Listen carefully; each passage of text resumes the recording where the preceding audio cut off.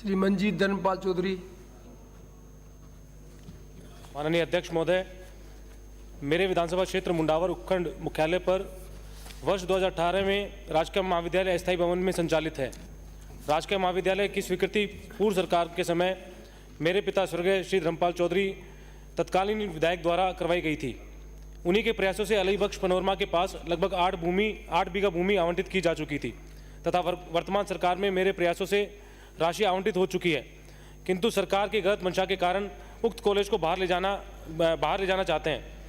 उक्त भूमि का इंदिरा जमाबंदी में राजकीय महाविद्यालय मुंडावर के नामांकित हो चुका है, लेकिन श्रीमान जिला कलेक्टर अलवर के पत्रांक 4109 दिनांक 30/6/2022 द्वारा श्रीमान उपखंड अधिकारी महोदय को श्रीमान अधीक्षण अभियंता सार्वजनिक निर्माण विभाग वृत्त अलवर की रिपोर्ट के आधार पर अन्यत्र भूमि आवंटन हेतु आदेशित किया गया है। श्रीमान जी पूर्व में आवंटित भूमि के पास ही लगभग 3 करोड़ रुपए की राशि से अली बख्श पनोरमा पर्यटन स्थल बना हुआ है तथा साथ ही राजकीय अंबेडकर बालिका छात्रावास मुंडावर का निर्माण कार्य 18 मार्च 2022 से चल रहा है और कार्य डीपीसी लेवल तक हो चुका है तथा अली बख्श पनोरमा पर्यटन स्थल के पास ही डाक बंगलो बना हुआ है। वह तहसील के लिए भी भूमि का आवंटन हो चुका है और आने वाले समय में तहसील कार्यालय भी बन जाएगा। जब उक्त भूमि पर ये सरकारी भवन बन सकते हैं तो आम छात्र छात्राओं के लिए राजकीय महाविद्यालय का निर्माण क्यों नहीं हो सकता। पूर्व में बजट का हवाला देते हुए कॉलेज निर्माण निरस्ती के आदेश निकाले गए थे।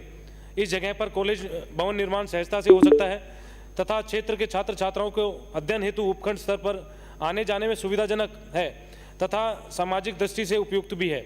यदि उपखंड मुख्यालय पर कॉलेज भवन निर्माण नहीं होता तो मजबूरन गरीब छात्र छात्राओं को शिक्षा से वंचित रहना पड़ेगा, क्योंकि अलवर या अन्यत्र कहीं शिक्षा हेतु आर्थिक व्यय करना पड़ता है, जो ग्रामीण क्षेत्र गरीब माता पिताओं के लिए संभव नहीं है।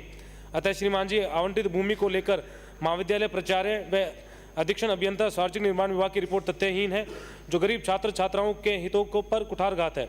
माननीय अध्यक्ष महोदय, मेरा आपसे निवेदन है कि रिपोर्ट की जांच करवाकर पूर्व में आवंटित भूमि अली बख्श पनोरमा स्थल के पास ही राजकीय महाविद्यालय भवन का निर्माण करवाया जाए। आपका बहुत बहुत आभार। श्री निर्मल कुमार। अगला प्रश्न श्री मंजीत धर्मपाल चौधरी।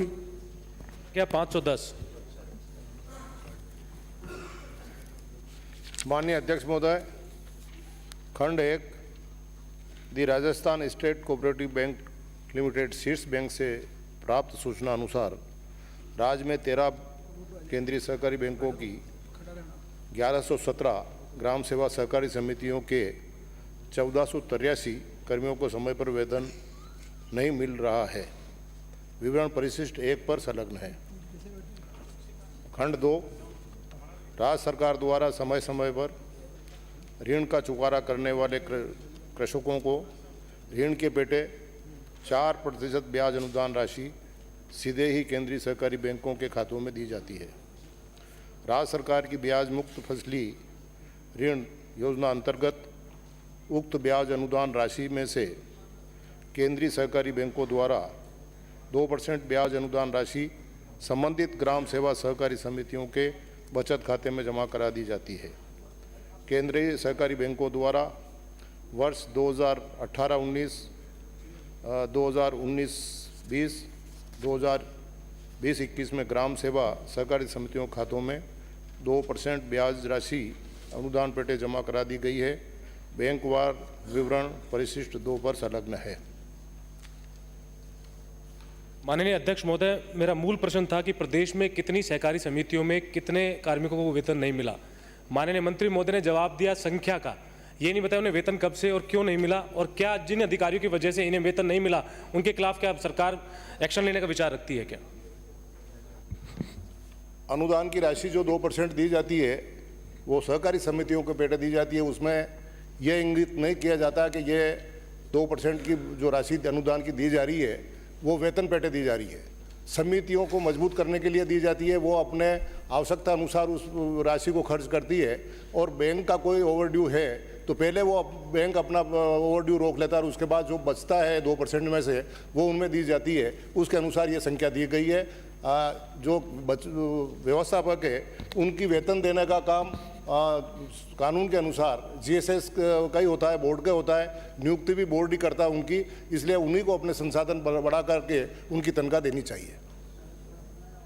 माननीय अध्यक्ष महोदय, क्या जिन व्यक्तियों की वजह से उन कार्मिकों को वेतन नहीं मिला, क्या सरकार उनके खिलाफ विचार रखती है कार्रवाई करने का? पहला प्रश्न। दूसरा प्रश्न, जो माननीय मंत्री महोदय ने दूसरे प्रश्न के जवाब में दिया कि भाई 2% राशि समितियों के बचत खाते में जमा कराई जाती है, तो मैं जानना चाहूँगा क्या ये राशि संपूर्ण रूप से इनमें जमा करा दी गई या आंशिक रूप जमा कराई जाती है?